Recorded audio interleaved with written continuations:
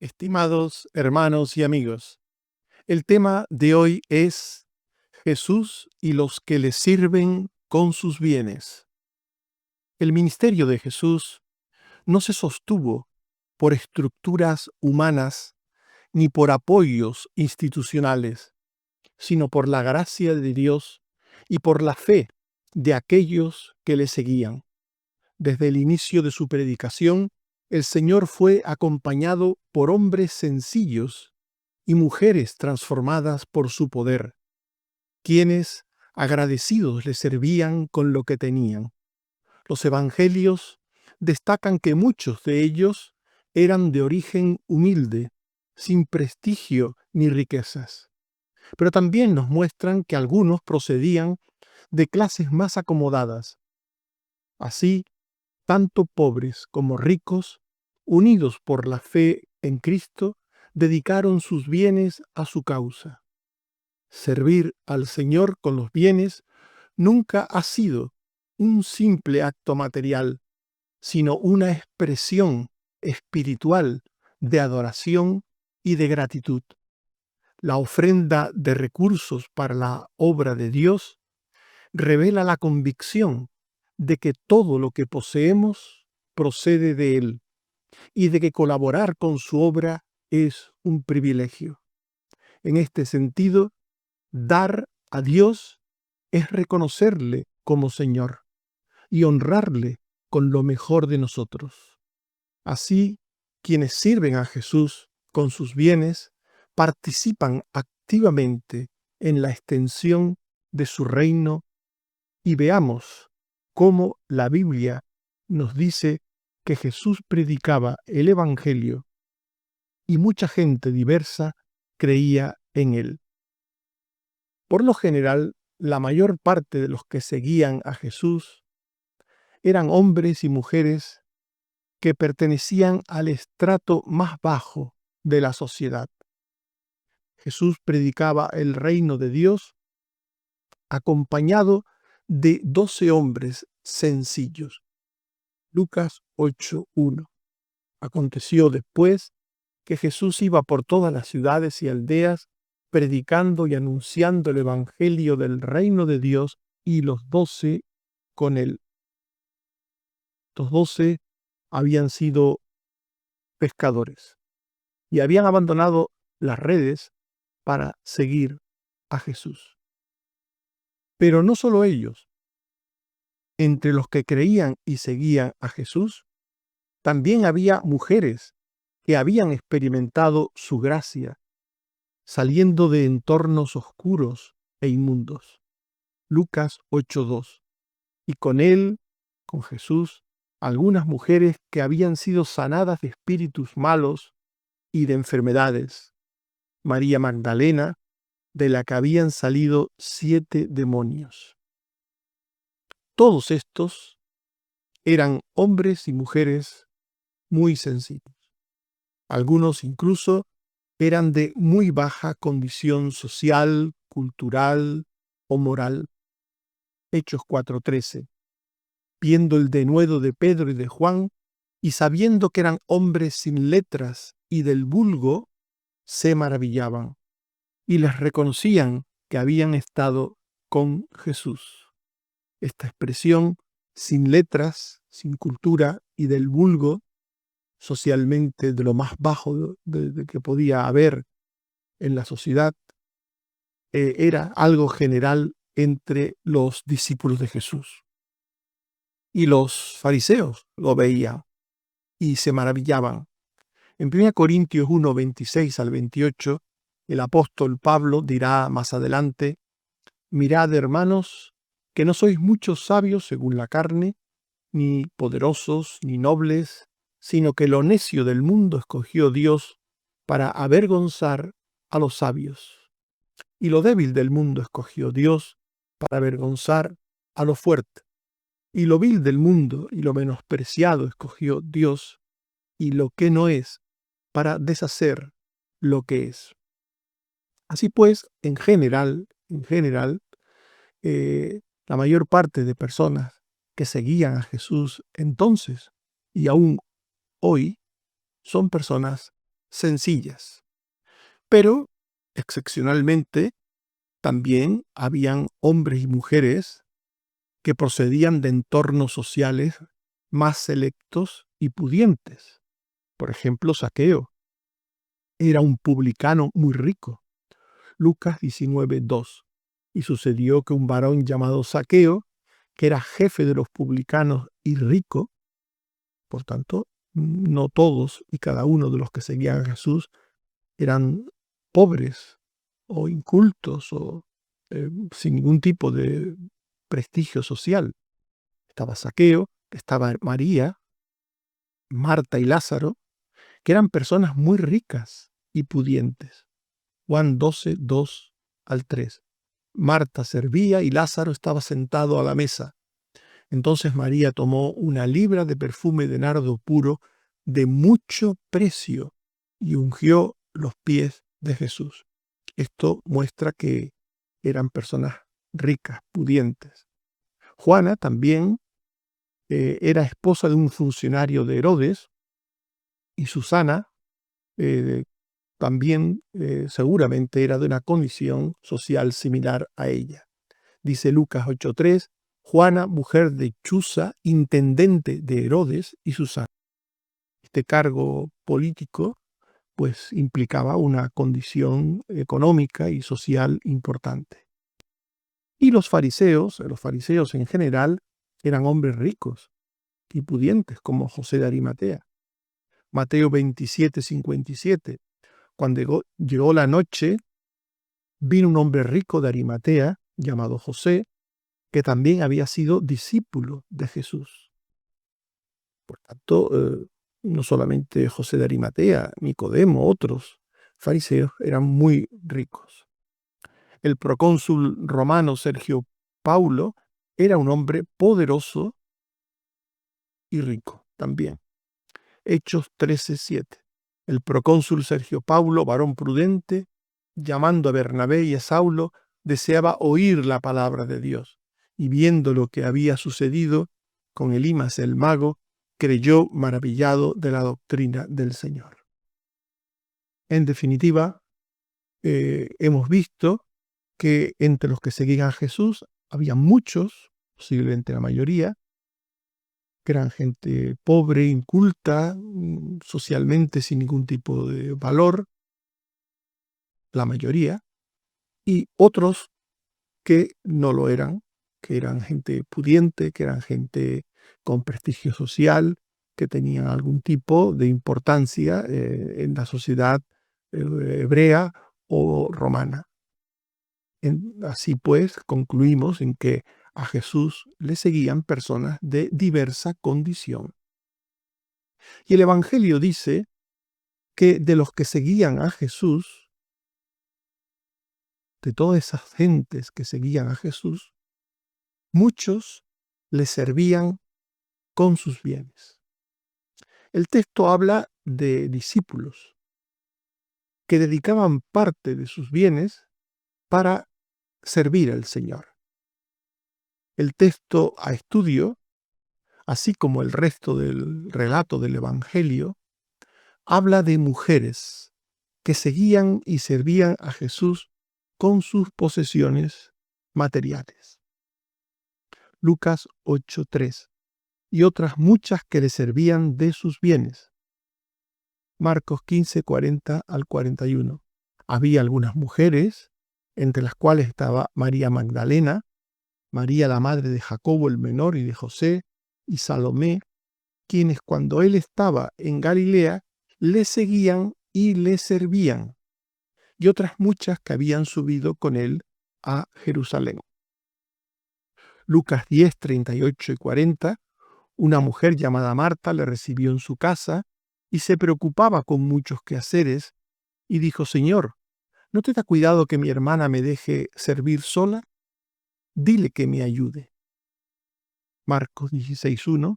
Cuando pasó el día de reposo, María Magdalena, María la madre de Jacobo y Salomé compraron especias aromáticas para ir a ungirle. Todos estos textos que hemos leído nos habla de mujeres, en este caso concreto, que tenían medios económicos que tenían recursos materiales y que de ellos servían a Jesús de una manera o de otra. Pero el Evangelio también habla de hombres que también servían a Jesús con sus bienes materiales, no solo de mujeres, sino de hombres también, como José y Nicodemo. Marcos 15:43, José de Arimatea, miembro noble del concilio, que también esperaba el reino de Dios, vino y entró osadamente a Pilato y pidió el cuerpo de Jesús.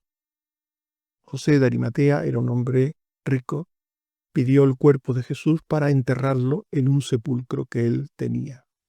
Juan 19:39, también Nicodemo, el que antes había visitado a Jesús de noche, vino trayendo un compuesto de mirra y de aloes para el mismo momento, para la misma situación que tenía que ver con el enterramiento, todo lo vinculado al sepelio de Jesús. Así pues, este servir al Señor con los bienes era una actitud de hombres, de mujeres, de hombres, da igual, una actitud de fe y de generosidad que tenían todos los creyentes sin ningún tipo de distinción en el Nuevo Testamento.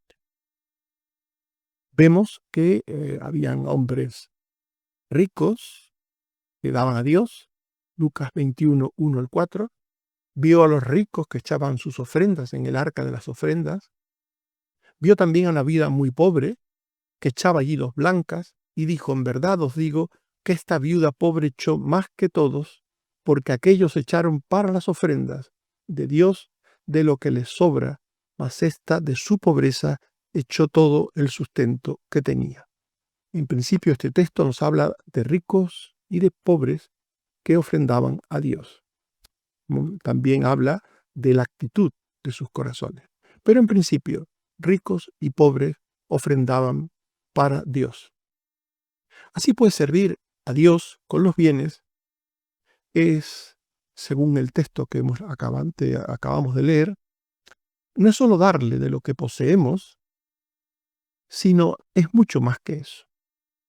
Hemos visto que los ricos que daban a Dios echaban de lo que les sobraba. Y la mujer viuda y pobre echó todo el sustento que tenía, que era muy poco. Echó todo lo que tenía porque todo lo que tenía era muy poco. Así pues, servir a Dios con los bienes no es solo dar a Dios de lo que poseemos. No es solo eso. Es mucho más que eso. Lucas 8:3 dice: muchas, hablando del contexto, le servían de sus bienes. No dice el texto que le daban dinero al Señor, que le ponían dinero en la ofrenda, sino que le servían de sus bienes. Así pues, aquí aparece una palabra asociada al dar, el servicio a Dios.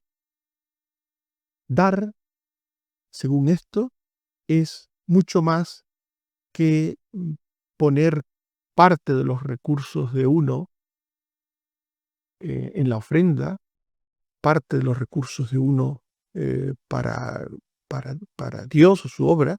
Es mucho más que eso. Es una actitud de honra a Dios, de honra, de servicio.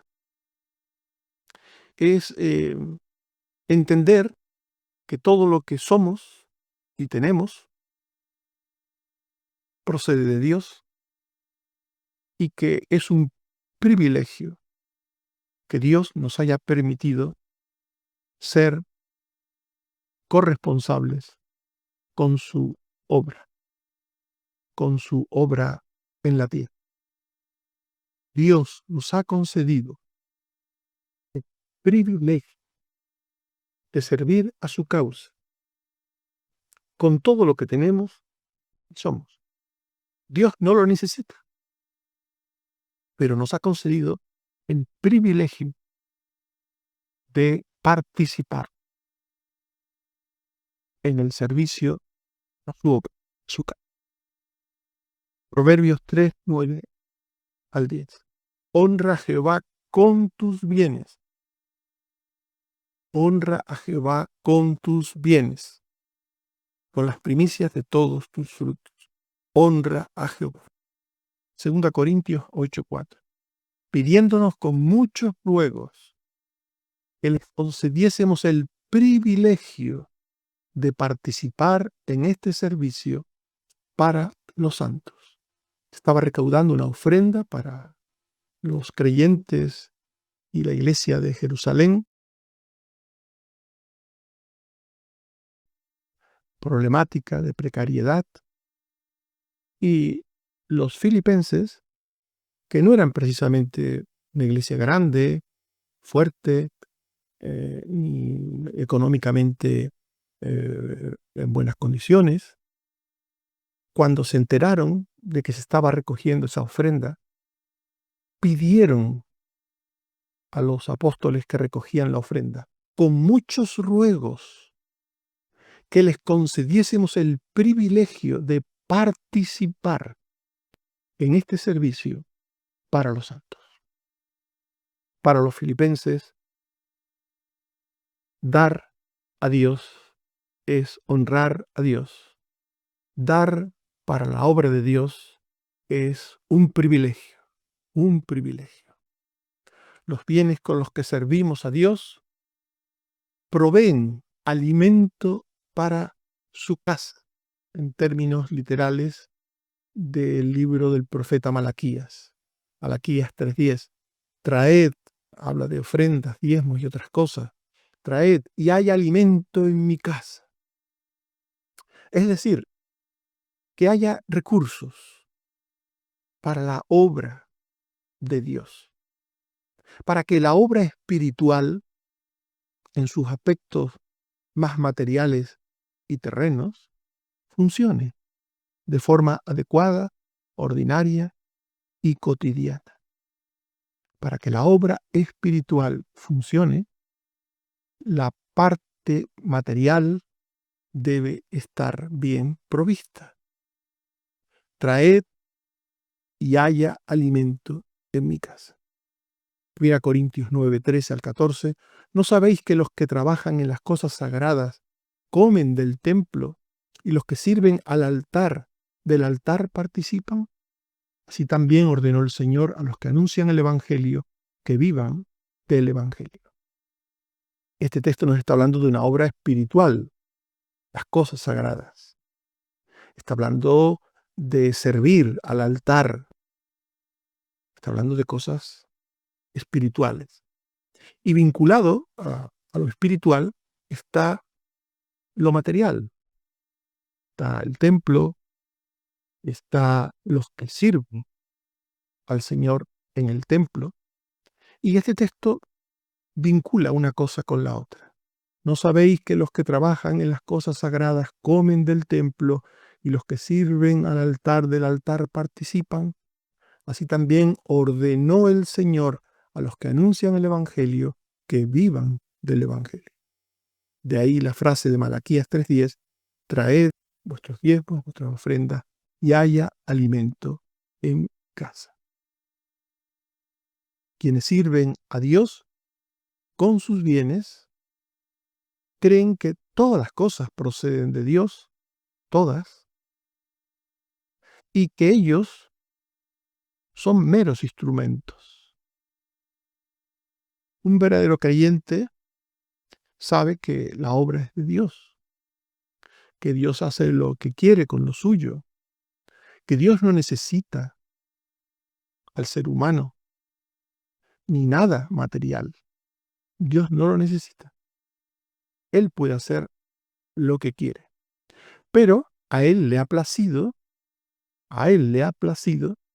que los suyos, los creyentes, sus hijos, sean sus brazos, sus manos y sus pies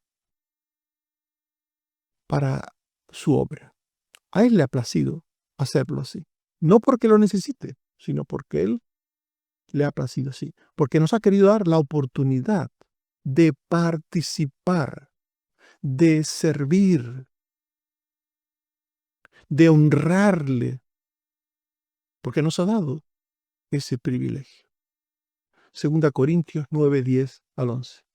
Y el que da semilla al que siembra y pan al que come, proveerá y multiplicará y aumentará los frutos de vuestra justicia, para que estéis enriquecidos en todo para toda liberalidad.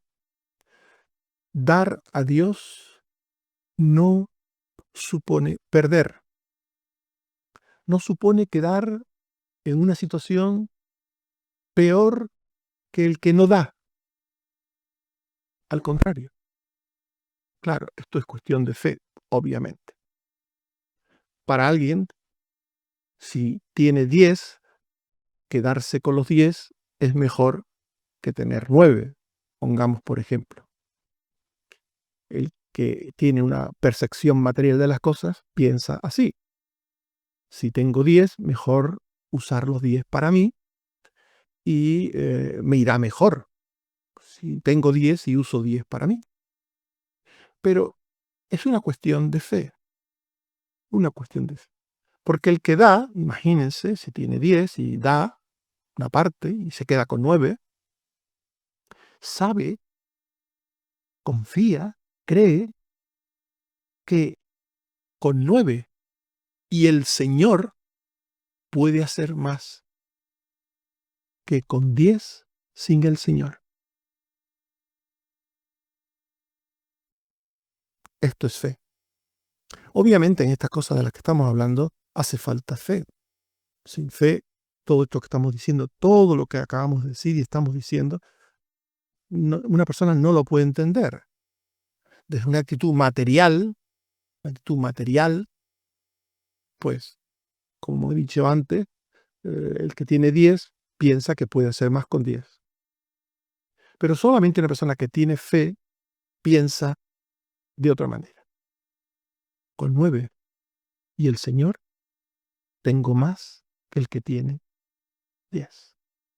Con 9 y el Señor pudo hacer más, mucho más que el que tiene 10. Y esto es fe.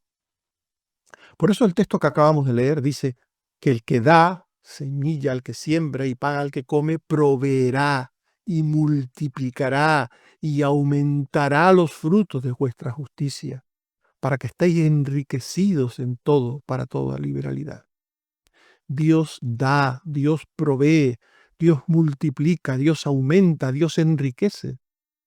Y esto solo lo puede entender un creyente, un creyente. Quienes sirven a Dios con sus bienes, lo hacen con una actitud de plena confianza y seguridad. No hay temor en ellos, ningún temor.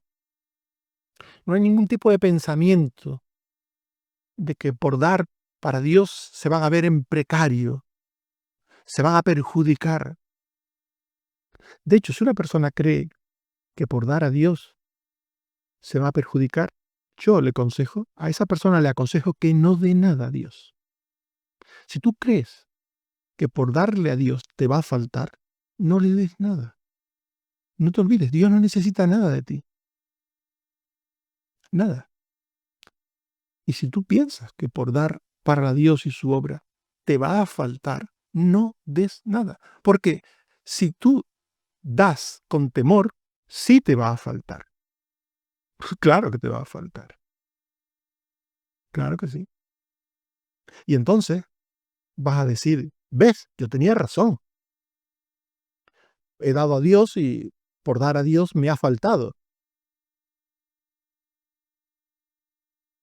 No solo te va a faltar, sino que vas a creer que tenías la razón.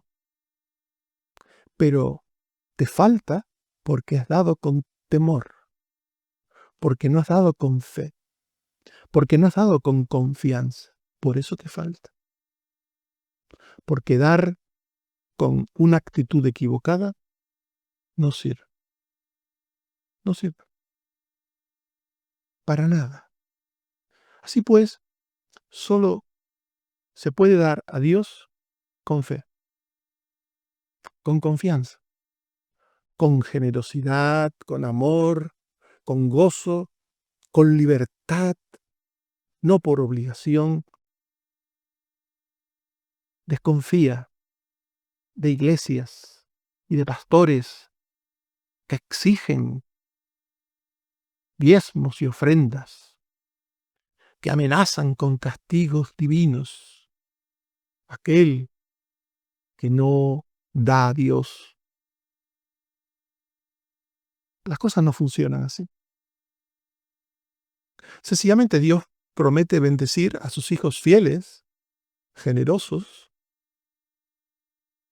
No es una cuestión de invertir en bolsa.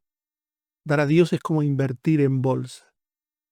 Y tú das a Dios y independiente como le des, vas a obtener un beneficio, Dios te va a beneficiar, Dios te va a dar algo más o lo que sea. No, las cosas no funcionan así. No funcionan así.